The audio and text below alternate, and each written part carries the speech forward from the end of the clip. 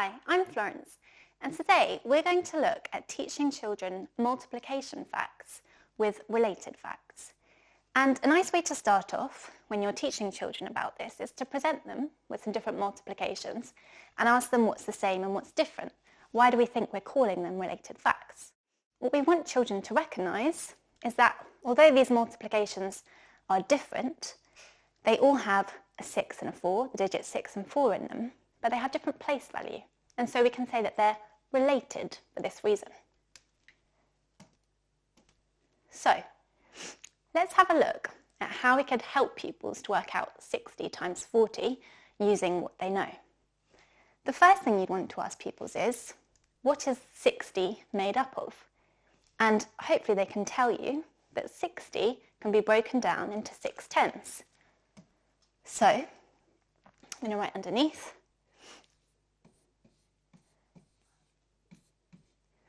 6 times 10. If we decompose 40 in the same way, thinking about the place value, then 40 is also made of 4 times 10. So looking at this multiplication, we want children to be thinking about if there's any way we can make that a bit easier, because at the moment it's still looking pretty difficult. Well, knowing about the order of operations, whatever order we multiply the numbers in, the answer is still going to be the same.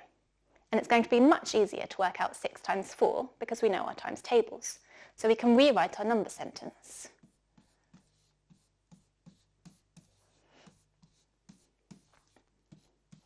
Six times 4 is 24.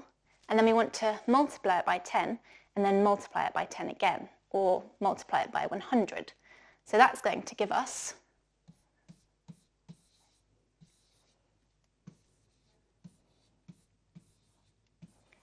2,400.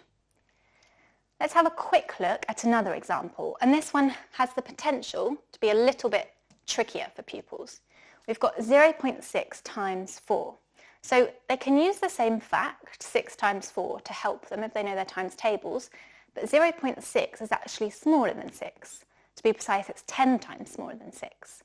So if we want to write out this multiplication, then we'd write it as 6 divided by 10 times 4. And pupils are going to really have to think here, can we move around the order of the numbers in the same way? Are we still going to get the same answer? The answer is yes, we can.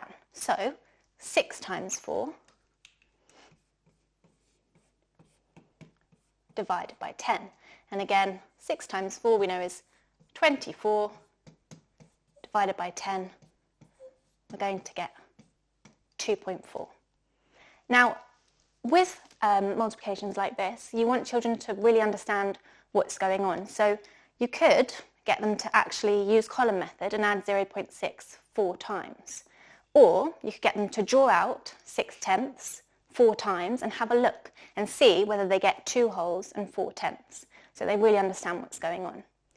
Obviously, we don't expect, as they move through Key Stage 2, pupils to be decomposing multiplications like this every time, but it's a really nice starting point to help children make those links and understand what's going on when they multiply with related facts.